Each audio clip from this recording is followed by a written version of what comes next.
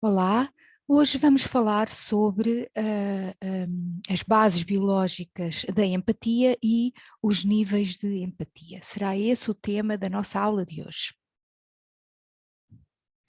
Portanto, vamos abordar as bases biológicas desta skill tão importante e quais os níveis de resposta empática.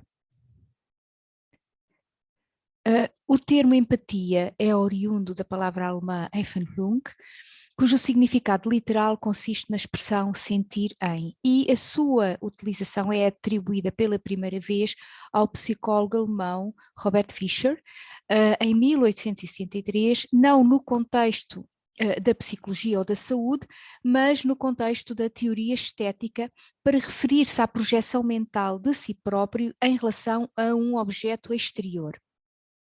Em 1903, o filósofo alemão Theodor Lipps atribuiu outro significado à mesma palavra, visando descrever a reação emocional que os indivíduos são capazes de apresentar em relação a objetos inanimados. E para ilustrar da melhor maneira o significado desta palavra, Lipps utilizou a seguinte metáfora, a metáfora de um equilibrista que está na corda bamba. E quem está a observar este equilibrista, os espectadores, experimentam e expressam também reações emocionais como se também estivessem na corda bamba. Portanto, mexem-se e expressam emoções de acordo com aquilo que vai acontecendo ao equilibrista. Mais tarde, Edward Titchener, um psicólogo americano, apresentou a palavra em inglês empathy, que seria equivalente à palavra Empfindung, popularizando este termo e ampliando o uso deste termo para os contextos da saúde, da psicologia, da neurociência, portanto, para contextos em que em que pudesse ser estudada a empatia do ponto de vista científico. Com o aparecimento de tecnologias que permitem estudar o funcionamento do cérebro dos seres vivos e que estão vivos, tornou-se um objeto de estudo da psicologia e da neurociência. A empatia, portanto, foi estudada ou tem sido estudada do ponto de vista filogenético, isto é, do ponto de vista do desenvolvimento da espécie, porque considera-se que é uma competência que está na base do desenvolvimento das sociedades e da evolução das sociedades ao longo do tempo. Portanto, é a competência que permite que os seres vivos, e sobretudo os seres humanos, trabalhem em conjunto e desenvolvam as sociedades. Portanto, pensa-se que teve a sua origem há milhões de anos com a imitação e o contágio emocional, que ocorre em muitas espécies de animais. Portanto, em muitas espécies, vocês pensem numa manada de zebras, por exemplo, quando uma se sente em perigo, o facto dela apresentar sinais de que está a ser ameaçada faz com que todos os membros da manada também entrem em debandada. Portanto, a debandada dos animais tem como base este contágio emocional. E pensa-se que é este o mecanismo da empatia. Portanto, que nos seres humanos complexificou-se muitíssimo, porque nós somos seres muitíssimo mais complexos, mas a base do mecanismo pensa-se que é esta. Portanto, existe a imitação e o contágio emocional, que depois, com o desenvolvimento do córtex pré-frontal, que é responsável pelas competências intelectuais superiores, portanto, teve como consequência a complexificação das manifestações de empatia. Nos seres humanos, as nossas manifestações de empatia são muito mais complexas e permitem que consigamos trabalhar em conjunto e consigamos desenvolver em conjunto a sociedade. Idealmente seria este o melhor cenário, às vezes nem sempre acontece. Outros autores, nomeadamente Wall, procurou explicar as diferentes camadas de empatia, os diferentes estratos da empatia, utilizando um modelo que ele denominou como modelo de percepção-ação. E ele utiliza a metáfora da boneca russa. Então ele diz que no interior, nas zonas mais ancestrais do nosso cérebro, temos os mecanismos de imitação, que são mecanismos mais básicos, mais próximos dos mecanismos de imitação que estão presentes nos outros animais, e portanto esses são automáticos. E depois, nas zonas mais exteriores do nosso cérebro, naquelas zonas que, do ponto de vista filogenético, do ponto de vista do desenvolvimento da espécie, correspondem às zonas mais evoluídas do nosso cérebro, às que apareceram posteriormente, aí estarão os mecanismos da empatia que estão mais desenvolvidos, tais como a tomada de perspectiva e o comportamento de ajuda. Portanto, numa zona interior estão os mecanismos automáticos e mais ancestrais, numa zona exterior do cérebro estão os mecanismos que apareceram mais recentemente do ponto de vista filogenético e que são mais complexos, tais como a tomada de perspectiva, ao sermos capazes de colocar-nos no lugar do outro e o sermos capazes de ajudar as outras pessoas. É por isso mesmo uma importante habilidade ou capacidade ou competência de conexão social que visa entender de forma precisa e rigorosa os sentimentos, necessidades e perspectivas do outro, de modo a que esse outro se sinta compreendido. Como podem compreender, não é um construto simples, é multidimensional, tem diferentes dimensões.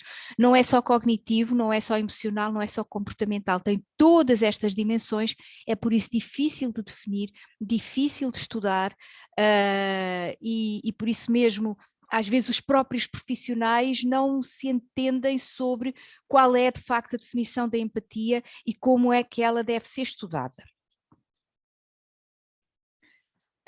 O componente cognitivo é conhecido como tomada de perspectiva, ou seja, é a capacidade de perceber de forma precisa e rigorosa os sentimentos e os pensamentos de outra pessoa. Portanto, é uma competência complexa que que só do ponto de vista filogenético está presente mais recentemente.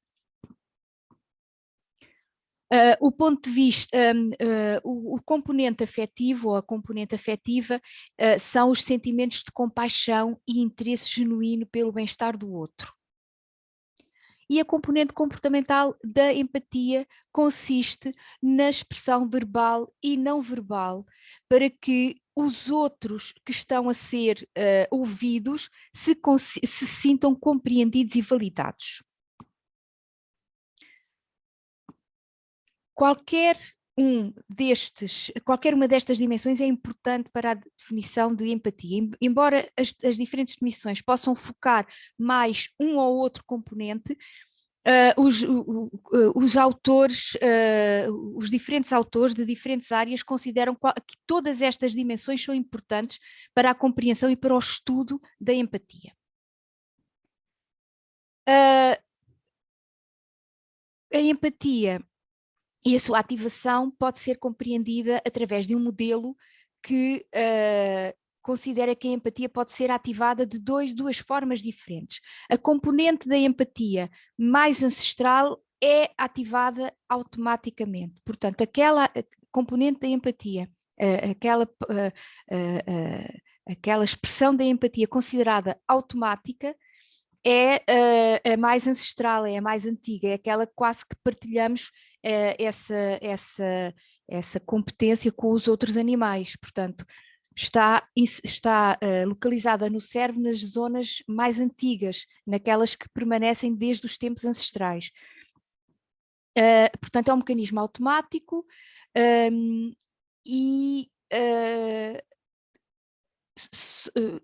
portanto, e só quando temos desculpem que isto é um mecanismo automático e só quando é requerido um esforço para inibir a própria perspectiva é que se ativa a via intencional da empatia com a tomada de perspectiva. Portanto, temos uma zona, temos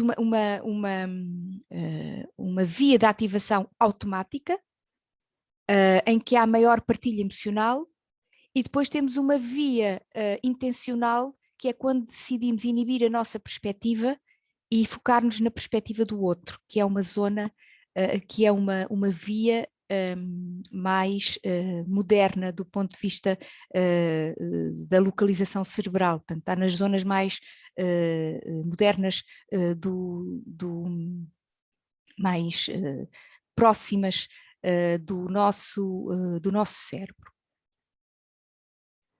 Através da tomada da perspectiva, o componente afetivo seria ativado, por exemplo, experimentando-se compaixão pela outra pessoa, enquanto que a via automática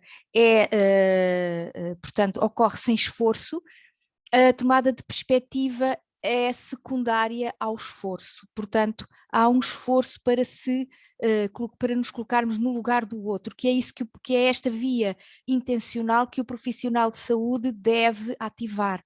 Portanto, a via automática é a via que ocorre sem que às vezes tenhamos consciência, e a via intencional é a via que nós devemos tentar ativar de forma consciente e com esforço para sermos bons profissionais.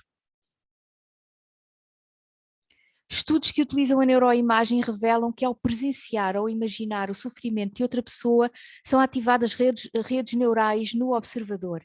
Estas são depois envolvidas no processamento da experiência imediata de dor, em duas áreas do cérebro, mais concretamente a ínsula anterior e o córtex cingulado.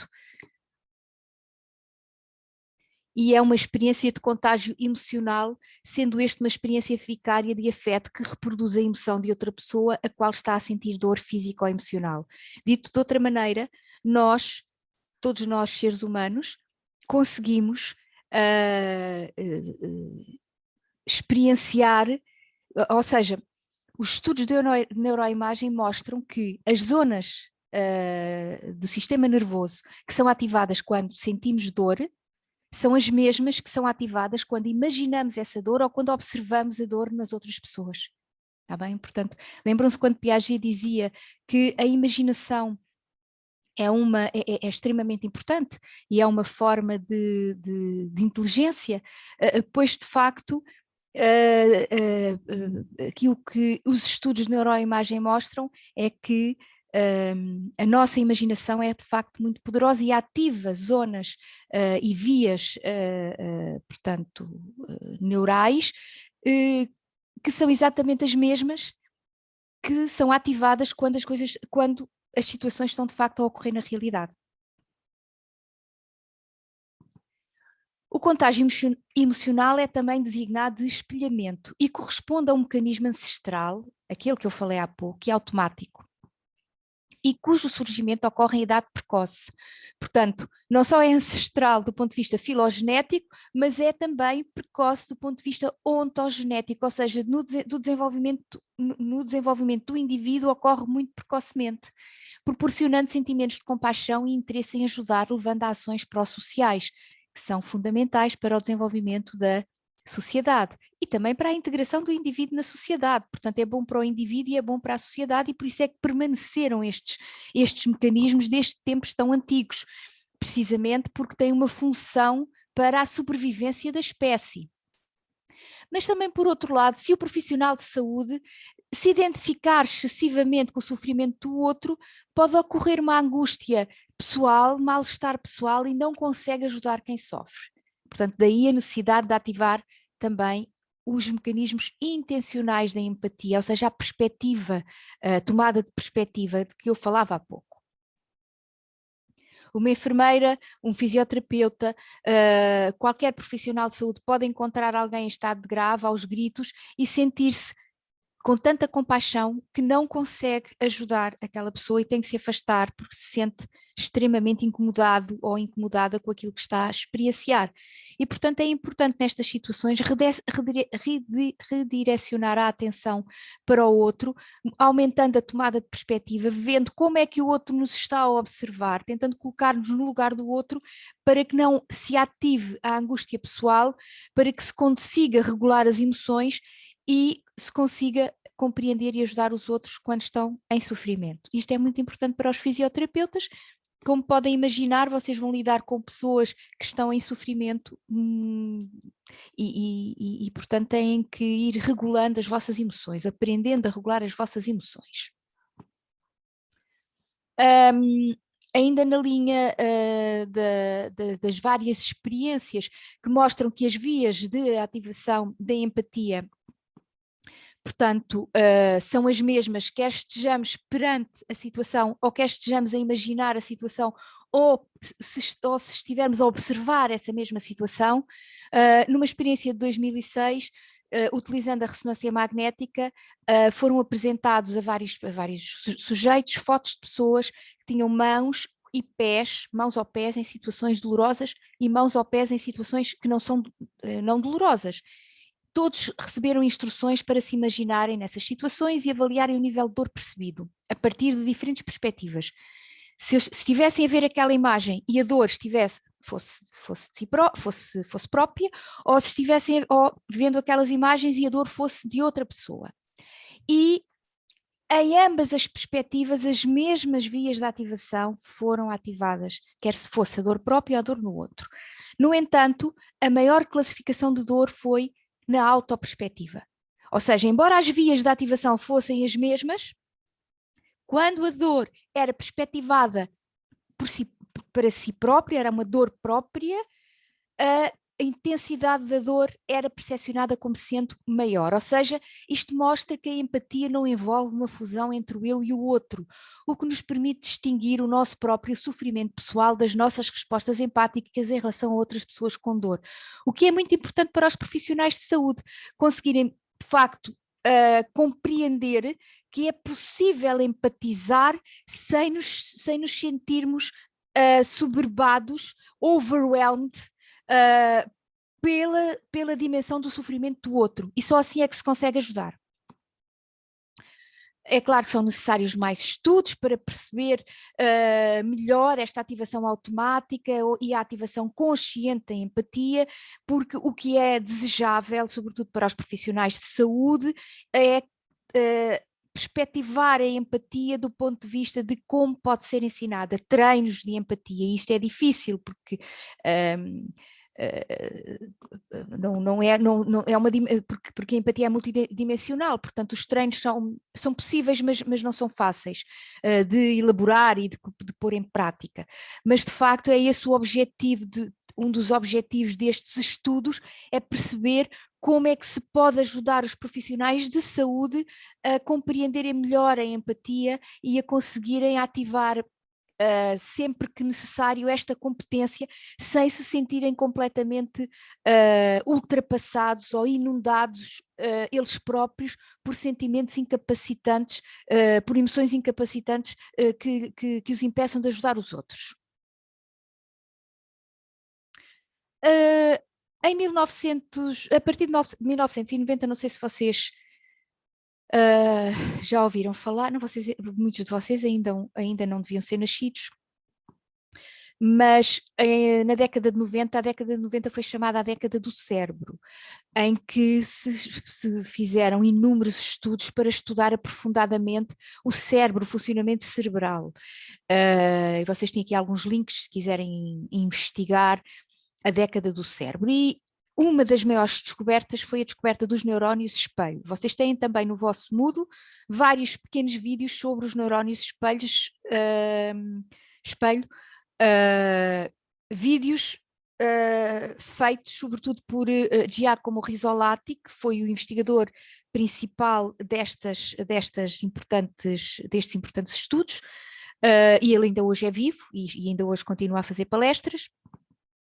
E o Giacomo Rigazolatti e os seus colaboradores estavam a estudar o cérebro dos macacos e, a meu ver, de uma forma muito cruel, eu sou totalmente contra estas experiências, colocavam elétrodos no cérebro dos macacos e acabaram por descobrir uma das mais importantes, foi considerada uma das mais importantes descobertas da neurociência, que são os neurónios espelhos, que basicamente são células que disparam, que se ativam quando um animal ou ser humano tem um determinado comportamento. Elas ativam-se em dois momentos diferentes. Ativam quando um ser humano tem um comportamento, mas também quando o ser humano observa outro ser humano a ter o mesmo comportamento. Mas estes neurónios espelhos também estão presentes nos animais. Portanto, é uma célula que é ativada quando temos um comportamento ou quando observamos outra pessoa, outro indivíduo da mesma espécie, exatamente com o mesmo comportamento.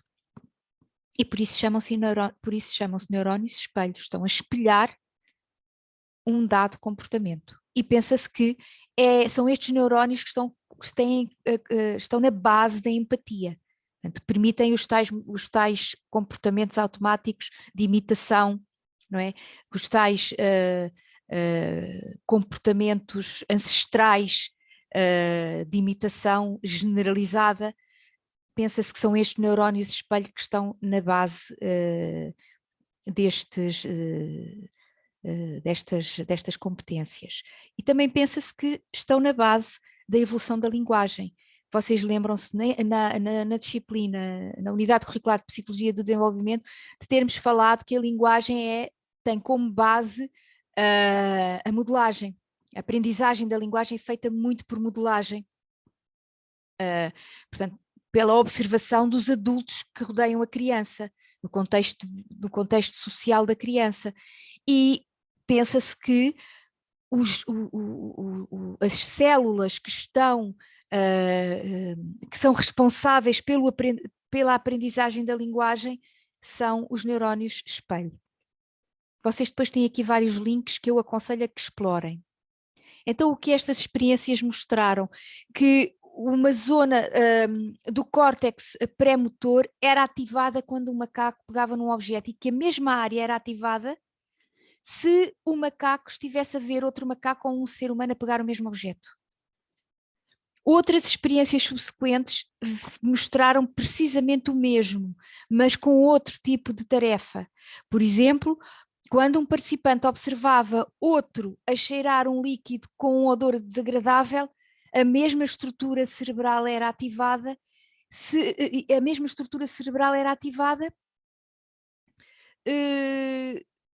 do que se o indivíduo estivesse ele próprio a cheirar o cheiro que lhe provocava nojo.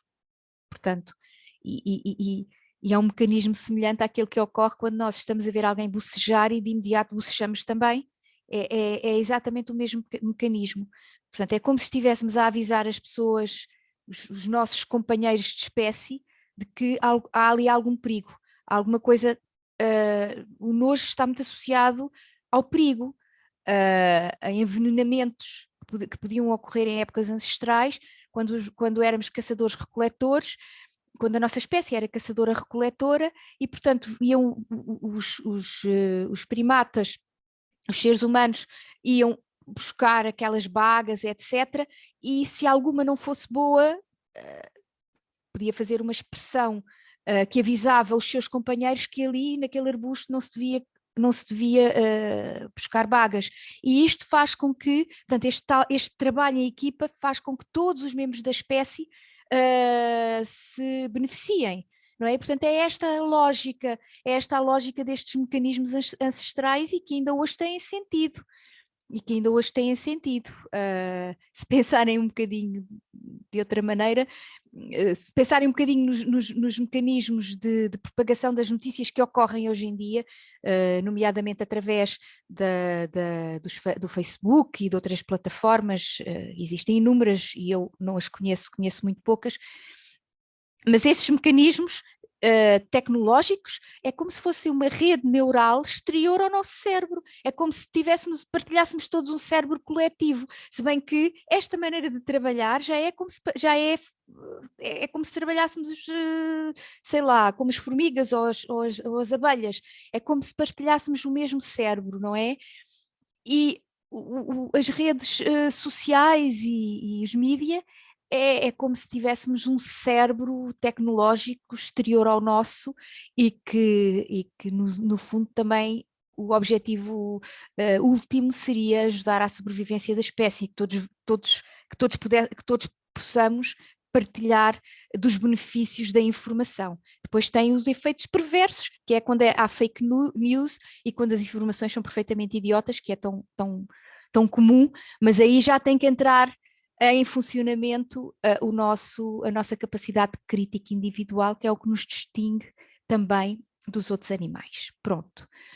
Os neurónios espelho permitem-nos compreender os estados mentais dos outros, não pelo raciocínio conceptual, mas de uma forma automática, pela simulação direta. As pessoas com maiores taxas de altruísmo, aquelas que se referem a si próprias, portanto, os estudos do altruísmo foram feitos com base em autorrelatos, não é portanto, ou seja, são pessoas que vão dizer quão altruístas são, porque o altruísmo pode ser estudado de outras formas. As pessoas que relatam maiores taxas de altruísmo são também as que têm maior mimetismo somático. E outros autores sugerem que os neurónios espelho são elementos básicos para a empatia. Portanto, são fundamentais para esta competência.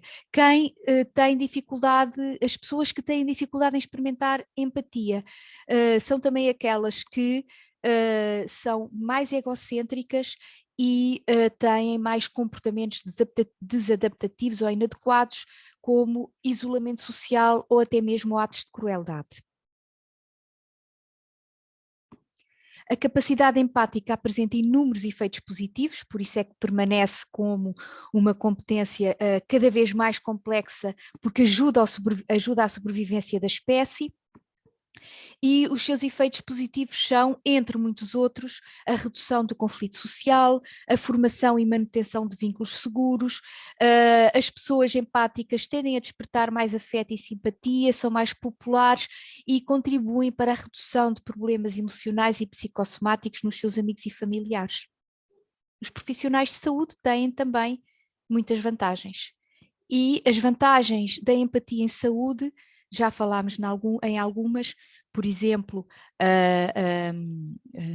o maior vínculo entre o profissional de saúde e o seu paciente tem como consequência uma maior adesão às terapêuticas e uma maior eficácia das terapêuticas propostas, entre outras coisas, que já falámos em algumas, e por isso mesmo tem havido cada vez um interesse maior do ponto de vista da saúde na empatia e no estudo da empatia. Isso reflete-se no aumento das publicações sobre este tema.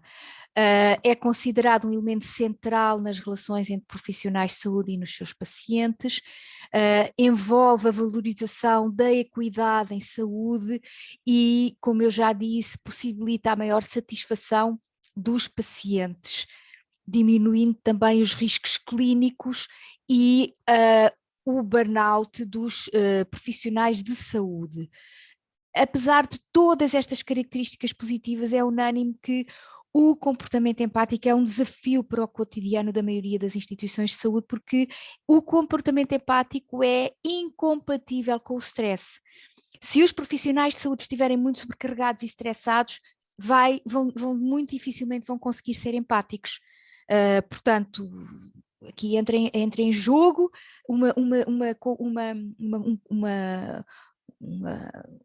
uma competência, digamos assim, que eu já tenho referido inúmeras vezes, que é o autocuidado e que pode ser desenvolvido através do mindfulness. Portanto, a ética do autocuidado, vocês terem cuidado convosco próprios para conseguirem ser o mais eficazes possível.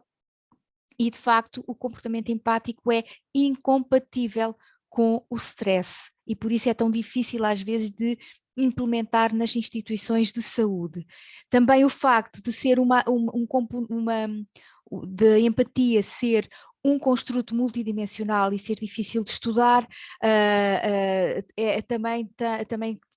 também contribui para estas dificuldades.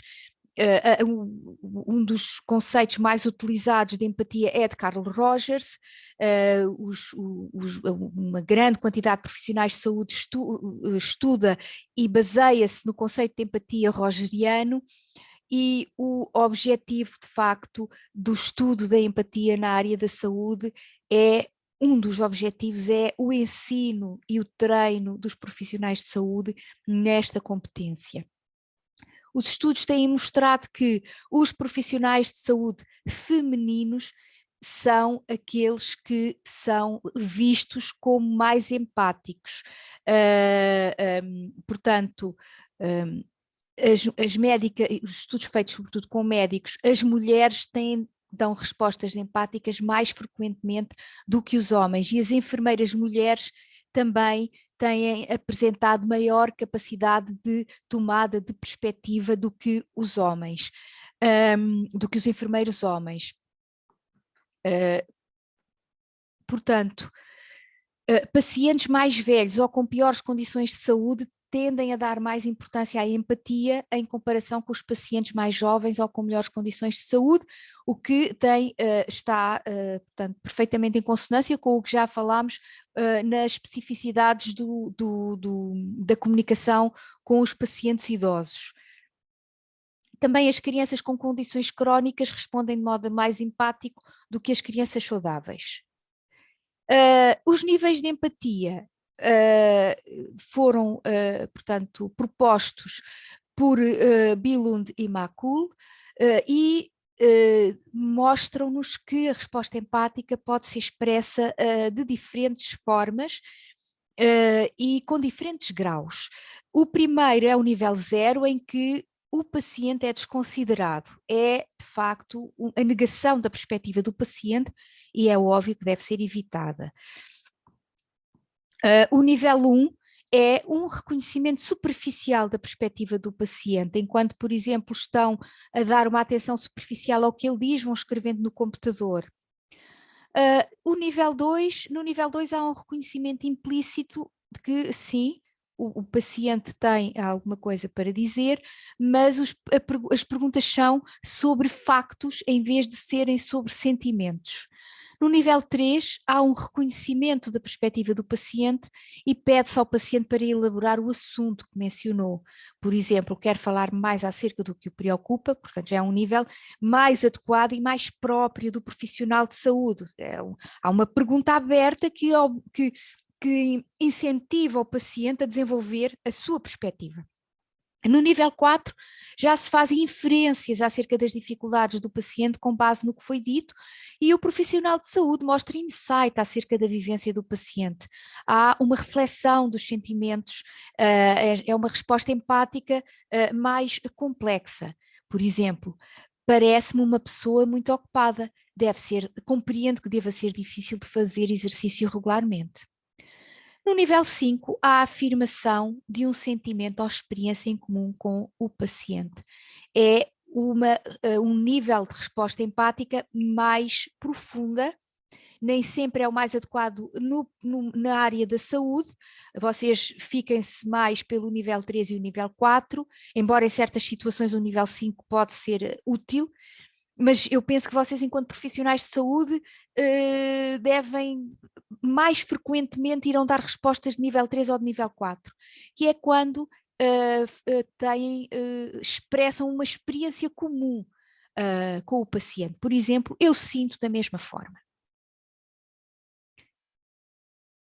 E, de uma forma geral, recapitulando, devem estar conscientes, para o desenvolvimento e expressão da resposta empática, devem estar conscientes se estão a focar a vossa atenção no interlocutor e se estão a dar sinais não verbais e verbais ao vosso interlocutor de que estão a ouvir e a compreender o que ele está a dizer, portanto, respostas de escuta ativa, sumário dos principais temas, pontualmente dar feedback dos sentimentos do vosso paciente, desculpem, perguntas abertas, gestão adequada dos silêncios e terem consciência dos vossos próprios sentimentos. São estes os pontos gerais que vocês nunca se devem esquecer de abordar. Tem aqui muita bibliografia, toda ela ou praticamente toda está na vossa pasta do Moodle.